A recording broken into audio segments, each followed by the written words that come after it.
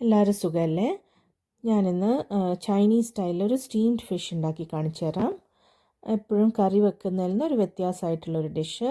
പക്ഷെ എല്ലാവർക്കും ഇഷ്ടപ്പെടണമെന്നില്ല. അതൊരു എക്വയർഡ് ടേസ്റ്റാണ്. ഇതിന് വേണ്ടിയിട്ട് ഞാൻ എടുത്തിട്ടുള്ളത് ഒരു കാപ്പ് ഫിഷാണ്. കാപ്പ്, തെലാപ്പിയ അങ്ങനെയുള്ള സോഫ്റ്റ് ഫ്ലഷുള്ള മീനുകളാണ് എടുക്കുക. ഇതിനെ ക്ലീൻ ചെയ്യുമ്പം നന്നായിട്ട് വിനിഗർ ഇട്ട് കഴുകുക. പിന്നെ ഇൻഗ്രീഡിയൻസ് നിറയെ ഇഞ്ചി പൊടിയായിട്ട് അരിയണം, പച്ചമുളകും നിറയെ വേണം. മീനിൻ്റെ വണ്ണത്തിനനുസരിച്ചിട്ട് അതൊക്കെ ഓൾട്ടർ ചെയ്യുക. പിന്നെ സോയ് സോസ് 1 കപ്പ്, പിന്നെ ഓയിസ്റ്റർ സോസ്, പിന്നെ ഫിഷ് സോസ് കുറച്ച്, പിന്നെ സെസമി ഓയിൽ, പിന്നെ കുറച്ച് കുക്കിംഗ് വൈൻ വേണം, അല്ലെ റൈസ് വൈൻ വിനിഗർ ആയാലും മതി. പിന്നെ ഗ്രീൻസിന് കുറച്ച് സ്പ്രിംഗ് അനിയൻ, കൊറിയാൻഡർ, കുറച്ച് ക്യാപ്സിക്കം, ഇതെല്ലാം ടോപ്പിംഗ് ആയിട്ട് ഇടേണ്ടതാണ്. ഫിഷിനെ ഞാൻ ക്രിസ് ക്രോസായി വരഞ്ഞ് വെച്ചതിൻ്റെ അകത്ത് ഇതെല്ലാം തേച്ച് പിടിപ്പിക്കണം. അതിന് ഇഞ്ചിയും പച്ചമുളകും അരിഞ്ഞതിൻ്റെ അകത്ത് എല്ലാ സോസും ഇട്ട് മിക്സ് ചെയ്യുക. അത് മിക്സ് ആകുമ്പം സോസിൻ്റെ അകത്ത് മിക്സ് ആകുമ്പോൾ ജിഞ്ചറിൻ്റെയും ചില്ലിൻ്റെയും ഫ്ലേവേഴ്സ് എല്ലാം അതിലേക്ക് ഇറങ്ങും. എന്നിട്ടിത് ഒരു അരമണിക്കൂറെങ്കിലും തേച്ച് പിടിപ്പിക്കണം. നല്ലോണം ഒഴിച്ചിട്ട് അതിൻ്റെ ഗ്രൂവ്സിലെല്ലാം അത് ആവണം. അപ്പം വയറ്റിൻ്റെ അകത്തും കട്ടിൻ്റെ അകത്തെല്ലാം ഇഞ്ചിയും പച്ചമുളകും തിരുകുക. ഇത് കാണുമ്പോൾ ഇതെങ്ങനെയാണ് വേവുക എന്ന് വിചാരിക്കേണ്ട.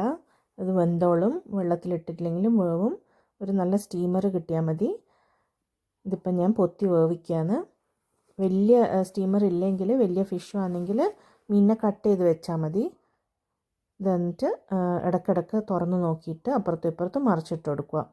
ഇതിപ്പം തടിച്ച ഭാഗത്തൊന്ന് കുത്തി നോക്കുമ്പോൾ അറിയും വെന്തിനോന്ന്. അവിടെ ഇപ്പം പിങ്ക് കളറായിട്ടുള്ള, അതുകൊണ്ട് ഒന്നും കൂടെ വേവിക്കുക.